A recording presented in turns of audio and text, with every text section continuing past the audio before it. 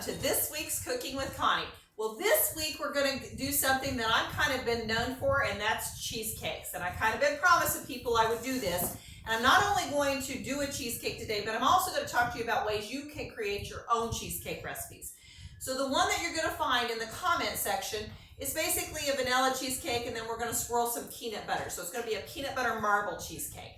I'm going to talk to you about how to decrease the sugar in it, how to have different options for the crust to make it gluten-free. And that's where we'll start off, is with our crust. So what I have done is I've taken a package, and in the recipe you're going to take two, because I'm making a small one today because I had to make a small one in advance. So it'll be a full recipe, but I'm going to do a half recipe today. So 2 boxes of the peanut butter Simple Mills cookies. And remember that the Simple Mills are the ones that are going to have a lot less ingredients in it, and they're going to be a lot healthier ingredients. So those cookies are what I like to use, and what we're going to do is we're just going to grind those up here in our food processor. Maybe we will. Figure out how to put the lid on. There we go. All right. So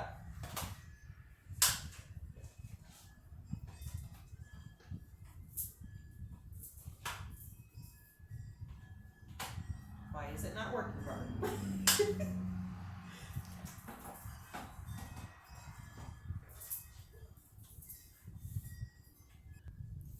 All right, now we got our food processor working. So we're going to get that ground up.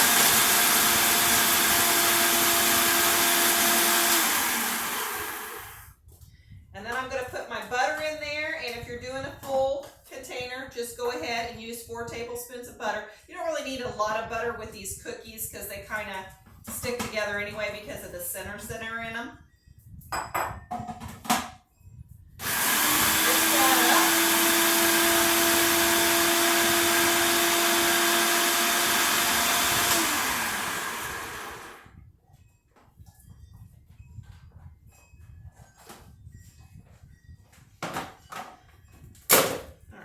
So now what we're going to do is we're going to pour the crumbs into the bottom of our springform pan.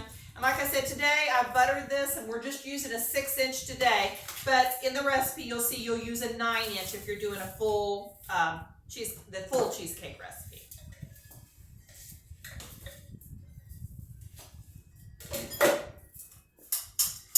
And then you just want to kind of push those into the bottom. Some people like to bring it up on the side, but I just kind of like mine on the bottom of the cheesecake, so I don't usually bring my crumbs up to the side. And then we're going to put it in our oven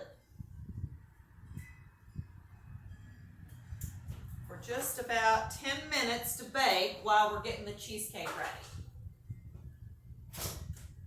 All right, so what I've done with the cheesecake, I went ahead and I put my 2 packages of cream cheese, but it'll call for 3 when you're using a whole one. We're going to throw in some sour cream.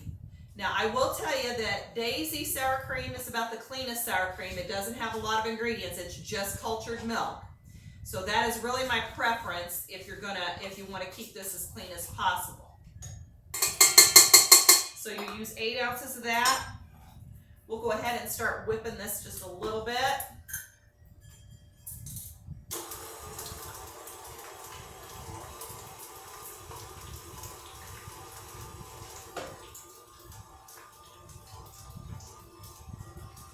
All right, we're going to do a teaspoon of vanilla.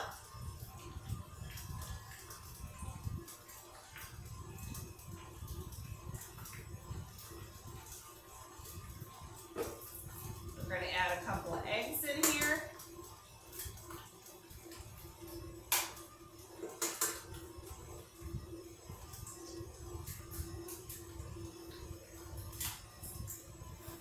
We're going to use our monk fruit allulose for our sweetener today.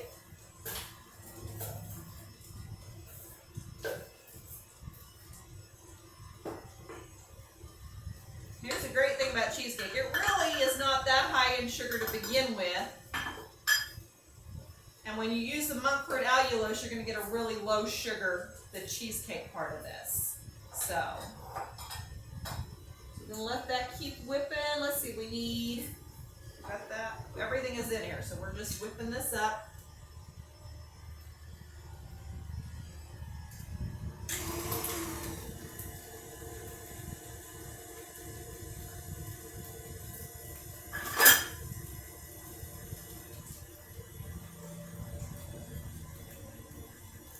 just go ahead and take a break till we get this to the right consistency, and then we'll come back to you. All right, so we've got our cheesecake whipped up, and we've put it in the pan, and we took a cup out of there, and we've mixed it in with a package of the peanut butter Chalk Zero baking chips. And so we're going to put this peanut butter part, so I've mixed that and the cheesecake together. So what I'm going to do is just kind of drop that in different areas of the pan, and then we're going to run a knife through that to kind of marble it. So you're going to end up, when you're biting into this, having peanut butter and vanilla cheesecake.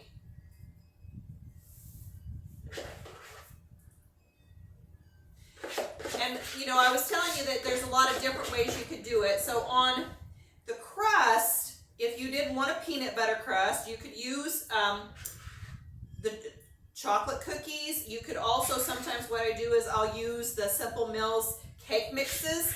They have a vanilla and they have a chocolate, and I just add butter to those cake mixes and then put those as my crust. So those are some options you would have to do different kinds of crust.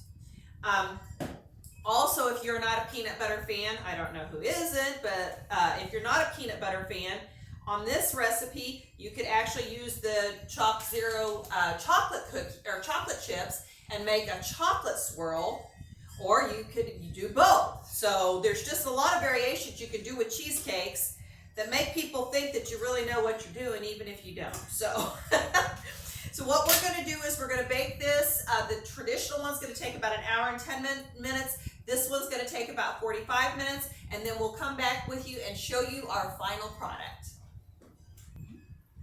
All right, here we are back. This is our finished product. So you can kind of see the peanut butter is kind of lightly swirled in there. And then you got your peanut butter cookies. So this is going to be a great recipe if you wanted to do it for Thanksgiving. And remember, you can mix and match as far as how you do your crust or what kind of chips you're going to use in it. But you're going to end up with a relatively low sugar, even though you've got coconut sugar with the cookies and the crust, but that's not going to spike those diabetics' insulin levels up.